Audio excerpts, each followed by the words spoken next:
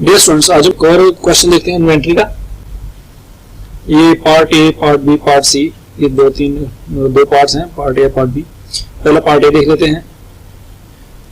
Requirement क्या है, पहले रिक्वायरमेंट पढ़ते हैं। At what amount should the stock be valued.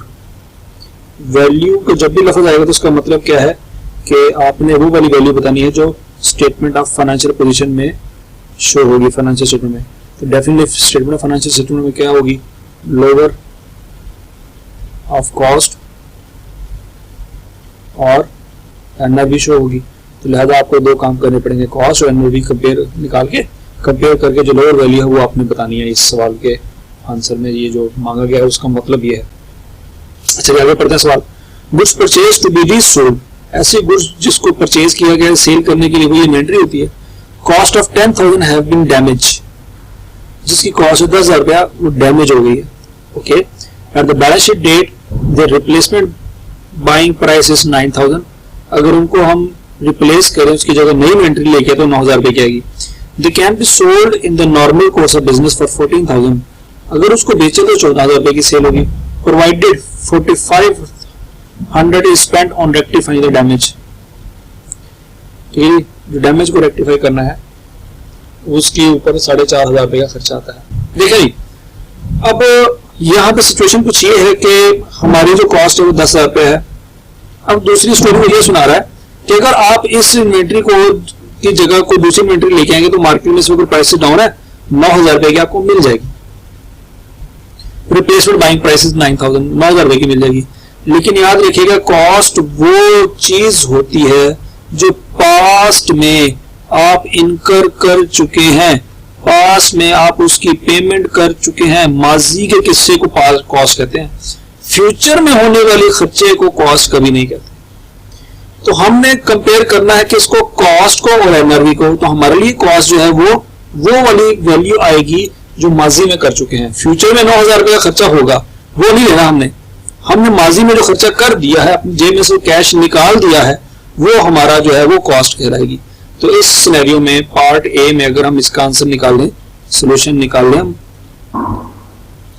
तो कॉस्ट जो हमारी बनती है वो 10,000 ही बनती है। ये होगी कॉस्ट। अब अगला मसला रह गया एनआरवी का। एनआरवी निकाल लेते हैं।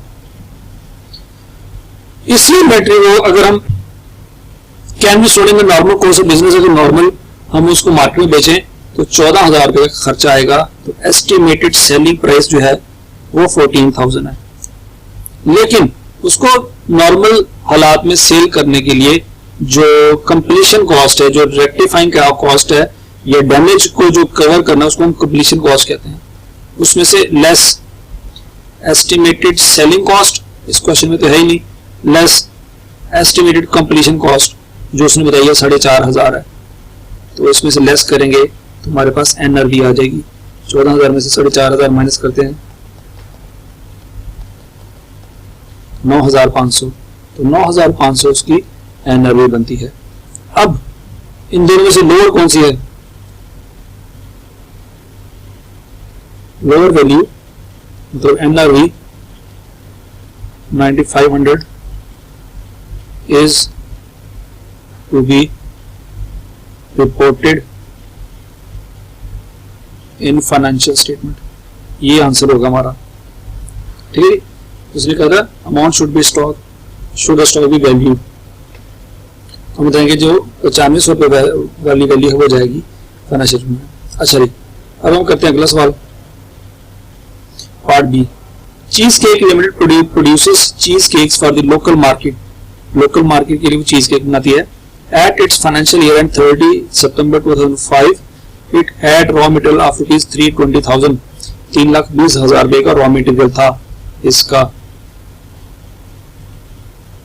तो यहां पे लिख लेंगे जी raw material.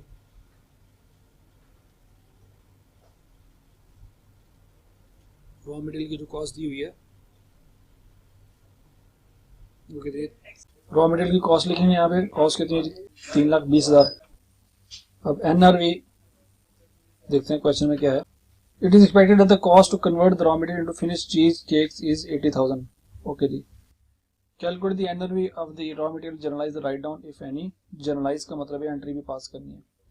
assuming that once converted into finished good cheesecake, the total inventory of cheesecake would have sales value of 480,000, where related selling cost would be 40,000, sales value 100,000, the related selling cost is 40,000. Okay, यहाँ पे एक line missing है आई क्या question bank में, ये line missing है, ये line आप नोट कर लें। मार्केट रिप्लेसमेंट कॉस्ट या market replacement value of raw material is 300,000।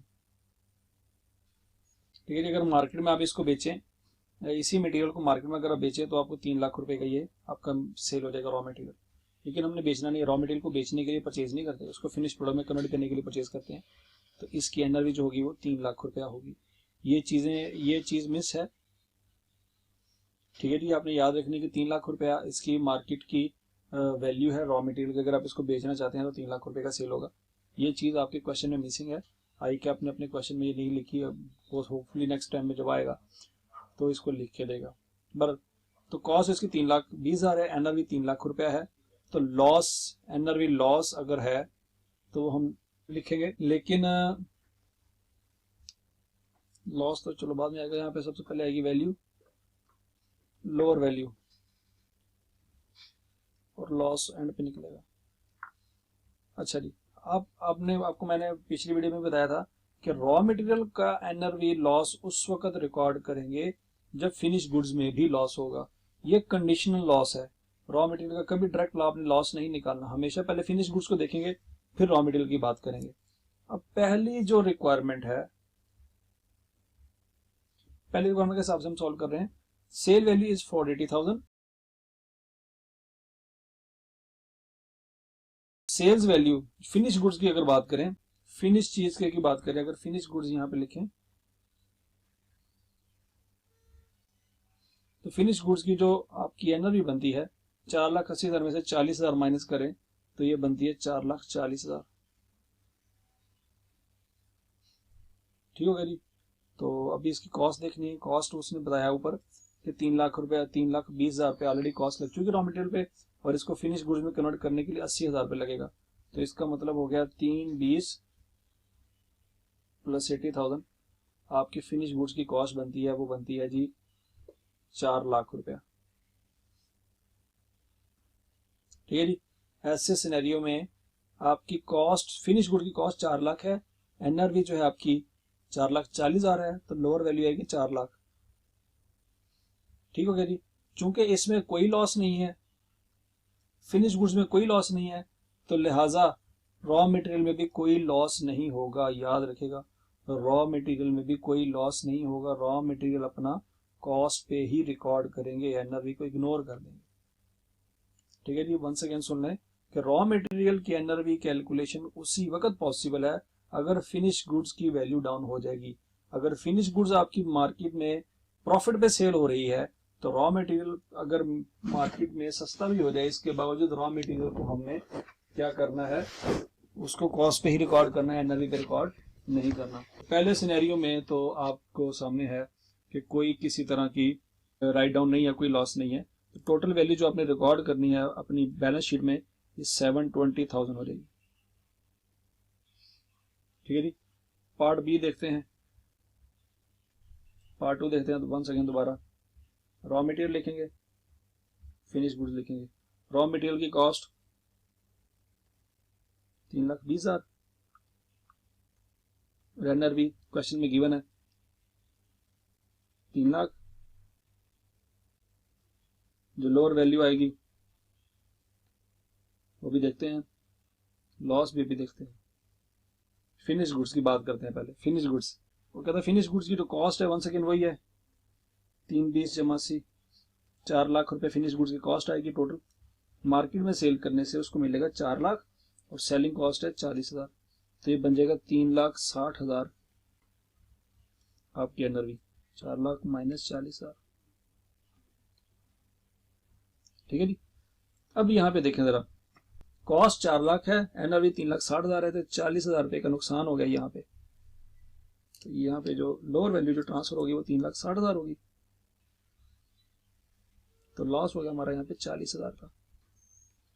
जब फिनिश गुड्स में लॉस हो गया तो रॉ मटेरियल में भी लॉस रिकॉर्ड कर लेंगे। फिर 3,20,000 रुपए की कॉस्ट है, एनआर भी 3 लाख रुपया बनती है, तो लोअर वैल्यू आ जाएगी 3 लाख, तो 20,000 रुपए का लॉस यहाँ पे भी हो गया।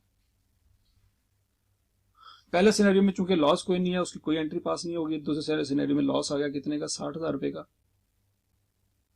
तो उसने कहा था जर्नलाइज द राइट डाउन, अगर राइट डाउन हो गया तो उसकी जर्नल एंट्री पास करेंगे। तो हम जर्नल एंट्री पास करने लगे हैं दूसरे सिनेरियो में। याद रखिएगा एनआरवी का जो लॉस होता है वो हमने कॉस्ट ऑफ गुड्स सोल्ड को चार्ज करना होता है। Cost of goods sold debit और इन्वेंट्री क्रेडिट। जो इन्वेंट्री है, इन्वेंट्री में 2 लेवल आपके पास पड़े हैं, रॉ मटेरियल अलहदा और जो इन्वेंट्री है फिनिश गुड्स की अलहदा पड़ी होती है। दोनों के अलहदा रिकॉर्ड करेंगे। 20,000 रुपए से आपका रॉ मटेरियल डाउन हुआ, 40,000 रुपए से आपकी फिनिश गुड्स डाउन हुई, और cost of goods sold statement जो है 60,000 रुपए से डेबिट होगी, लॉस रिकॉर्ड होगा। इसको लिख लेंगे ब्रैकेट में एनआरवी लॉस।